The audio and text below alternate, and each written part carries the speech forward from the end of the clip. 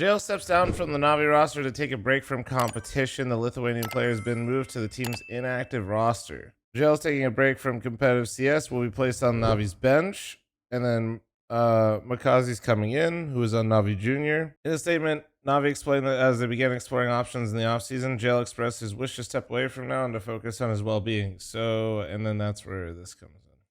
Let me watch this for a second. Oh yeah, that's right. Subscribe to the fl0m Clips and Highlights channel. Thank you very much. Appreciate you. For us right now, and some of you might have heard it, some of you might have not, but I'm no longer a part of the active roster anymore. But before you jump into conclusions, it was a joint decision, a mutual decision.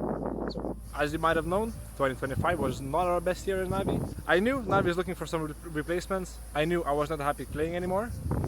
Purely of my own thoughts and how I felt about the game, how I felt about myself. So then we came to a mutual decision to upgrade Makaze to tier 1, make him join the main roster and put me on the inactive bench, but that's because I want to take a little break for 6 months, maybe less, maybe 3, 4, 5, and there's a lot of things that I want to do. One of the main reasons, so I just got married, so I'm officially a husband now. Yeah, I just wanted to be a good husband, maybe a good father in the future.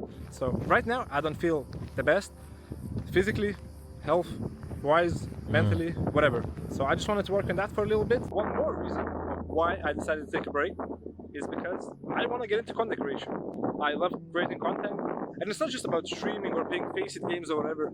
It's my left ear is getting blown. All right. That was the 9.5-minute video to say he's burnt out, and I'm not trying to undervalue what he's saying, but also he repeated himself so much. I was just like, he's just burnt out, man. And people will not understand why he's burnt out because make money, success, why, just be happy forehead. But you know, everybody's got their own shit going on. It is nice to hear somebody confirm what you try, like, because I'm ass, right? I'm not doing any of this stuff now, but I try to tell you guys that it's not the same. So when he starts mentioning that, like, you get burnt out, you're missing out, you're putting your entire life on pause, you can't fucking, you travel, sure, but you don't leave the hotel room.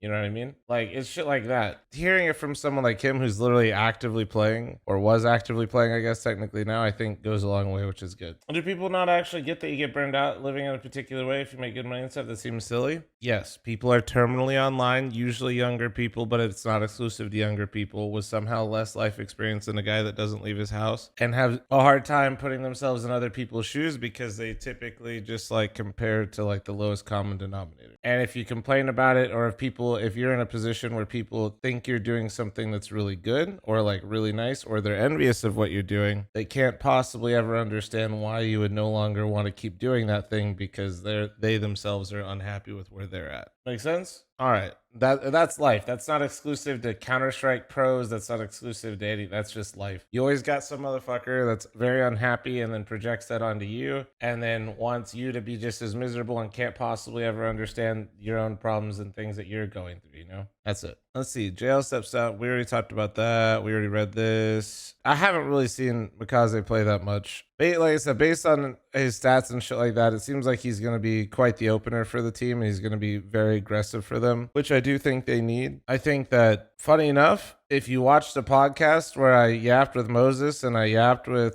Sponge, I felt like JL was probably the biggest piece to replace, but that was only because of his own individual form. Like, it was so good, and then the fall off was so dramatic. And finding players that are aggressive and can shoot hard is actually easier than like replacing Alexi B or replace, like, the funny enough, probably finding riflers that can just shoot really fucking hard is sometimes, I feel like, easier than finding the other roles. Like, so I don't know, it doesn't really make me happy to see him bench. It definitely doesn't make me happy to see somebody get burnt out, but I do think that him getting swapped out for the academy player is actually probably the best move they could have made. It's a really unpopular opinion because he is a super likable guy.